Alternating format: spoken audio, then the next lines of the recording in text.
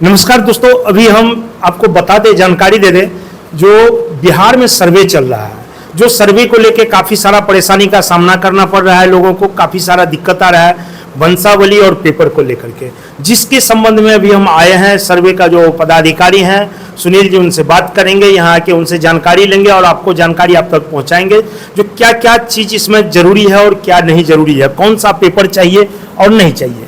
तो इसकी जानकारी के लिए हम यहाँ आए हैं और सर से बात करने के लिए पहुँचे हैं। आप लोग जुड़े रहिए, आपको दिखाएंगे। सर क्या नाम है, अपना परिचय दे दीजिए। मेरा नाम सुनील कुमार मिश्रा है, मैं बिरौल का सहायक बंदोबस्त पदाधिकारी हूँ, सह शिविर प्रभारी। ये स्पेशल सर्वे में एक अंचल के तौर पे नियुक्त किया गया है। सर सबसे पहले मेरा एक सवाल है आपसे, जो सर्वे में कौन कौन सा पेपर जरूरी है? सर्वे में अगर कोई भी रजिस्ट्री ज़मीन है तो सेल डीड लगा दीजिए, सेल डीड लगाइए, साथ में उसका म्यूटेशन हो, जो टैक्स रेवेन्यू टैक्स रिसिप्ट है वो लगाइए। वो लगान अप टू डेट होना चाहिए। अगर लगान अप टू डेट नहीं है तो भी कोई बात नहीं है, लेकिन हम लोग देखते हैं कि ताकि कोई उस ज़मीन बिक गया है या फिर अभी है उसका पता चल जाता है। अगर खतियानी ज़मीन है तो खतियान लगा दीजिए और रसीद लगाइए। साथ में अगर खतियान दादा परदादा के नाम पे हो तो मृत जमाबंदी अगर चल रहा हो, जमाबंदी मृत चल रहा हो तो आपको वंशावली देना होगा, वो भी स्वघोषित वंशावली। वंशावली कौन सा लगेगा? क्योंकि सर वंशावली में सवाल आता है सबसे बड़ा वंशावली का, क्योंकि वंशावली में कहा जा रहा है अगर सरपंच का वंशावली, तो सरपंच साहब बोलते हैं जो पहले आप शपथ पत्र बनाइए। शपथ पत्र बनाने के लिए अगर आप वकील के पास जाते हैं तो उनका डिमांड होता है 500 रुपया का, 400 से 500 300 ऐसा ले रहा है, 500 तक लिया जाता है। उसके बाद जाके शपथ पत्र बनता है। फिर उसके बाद आइए सरपंच साहब के पास, तो बोलते हैं पहले आप आंगनबाड़ी केंद्र से साइन करवा के लाओ, फिर जो है वार्ड से लाओ, फिर मुखिया जी से, उसके बाद लास्ट में हम आपको सर्टिफाई करके मोहर मार के देंगे, जो कि काफ़ी सारा कठिनाई का सामना करना पड़ रहा है और जिसके वजह से आपका सर्वे में पेपर भी लोग नहीं ला पा रहे हैं और काफ़ी सारे भीड़ का सामना करना पड़ रहा है। 2-2 3-3 दिन वकील के पास दौड़ता है, फिर जाके शपथ पत्र बनता है। तो इसमें क्या स्वघोषित जैसे खुद से वंशावली बना के लगा सकता है? जी जी बिल्कुल। सर्वे जो चल रहा है बिहार का एक बहुत महत्वाकांक्षी योजना है, जिसमें टाइम बाउंड के अकॉर्डिंग सारा स्टेज 22 तक स्टेज है। सारा स्टेज का एक फिक्स टाइम है कि इतना दिन के अंतर्गत कर देना है। चूँकि सरकार का इस समय प्रमुख निगाह इसी पे है, जल्द से जल्द सर्वे को ख़त्म किया जाए।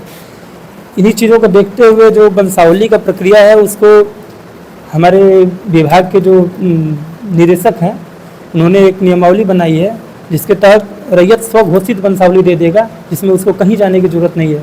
वो खुद से बना के दे वंशावली, खुद साइन कर दे, हम लोग उसको ग्राम सभा के माध्यम से वेरीफाई करेंगे। देखिए दोस्तों, सावधान हो जाइए, बिचौलिया से दलाल से सावधान हो जाइए, क्योंकि आपको अनुमंडल स्तर पे जो पदाधिकारी सर्वे का है सुनील जी, उनका भी कहना यही है। अफवाह गलत फैलाया जा रहा है। इनका कहना है स्वघोषित जो है आप अपने हाथ से भी वंशावली बना के दे सकते हैं, उस वंशावली का भी मान्य होगा, लेकिन बिचौलिया और दलाल कमाने के चक्कर में आपको बरगला रहा है। जो सरपंच का चाहिए तो आपको वहां 500 दो, वहां 200 दो, ये आपको पैसा खर्च नहीं करना है। सरकार की तरफ से ऐसा कोई नियम नहीं है। आप लोग परेशान ना हो, आप लोग जो है खुद से वंशावली बना के दे सकते हैं, इसमें कोई दिक्कत नहीं है। क्या सुनील जी, यही है ना? जी बिल्कुल बिल्कुल जी सर, मेरा चौथा सवाल है, ऑनलाइन क्या खुद से लोग करवा सकते हैं या आपके पास ही पेपर जमा करना है? इस समय रैयत को ऑनलाइन के माध्यम से भी सुविधा दी गई है। वो DLRS पोर्टल पे जाएंगे, उसमें एक ऑप्शन दिया गया है बिहार विशेष सुरक्षित संबंधी सेवाएं। उसमें आप ऑनलाइन भी कर सकते हैं P2, या फिर अगला स्टेज का भी आप कर सकते हैं। दावा आपत्ति है, दावा आपत्ति में क्या आपको आदेश मिला है, क्या उसका सुधार हुआ है, वो आदेश भी देख सकते हैं। सब कुछ ऑनलाइन कर दिया गया है। अगर आप बाहर में हैं, नहीं आ सकते हैं तो ऑनलाइन कर दीजिए, या अगर यहाँ पे हैं नहीं समझ में आ रहा तो आप ऑफिस में आ जाइए, ऑफिस में आकर अपना जमा कर दीजिए। फॉर्मेट कौन सा सर लगेगा इसमें? जैसे बहुत सारे हैं साइबर वाले, उनको परेशानी मतलब हो रहा है। मैं फॉर्मेट दिखा देता हूँ सर। ये हमारे DLRS पोर्टल पे डाउनलोड सेक्शन में जाएंगे तो प्रपत्र 1 से लेके प्रपत्र 22 तक का फॉर्मेट इसमें अपलोड है, जो आप डाउनलोड कर सकते हैं। वैसे मैं एक डाउनलोड किया हूँ, इसको दिखा दीजिए कैमरा के माध्यम से। देखिए ये वही फॉर्मेट है, इसमें 3 फॉर्मेट है। एक देखिए ये है, ये प्रपत्र 2 है, प्रपत्र 2। दूसरा ये आपको मिलेगा प्रपत्र 3 प्रपत्र 3 है, जो कि वंशावली का है। जी वंशावली का है। इसमें आप अपना नाम भर सकते हैं, अंचल जिला भर के ये पीछे वाले पन्ने पे वंशावली वंश वृक्ष बना के साइन करके दे सकते हैं। इसी के पीछे हाँ, वाले हाँ। पेज जो सादा है इसमें हाँ हाँ इसमें बना के दे सकते सकते हैं। और एक और इसका फॉर्मेट है, मैं दिखा देता हूँ।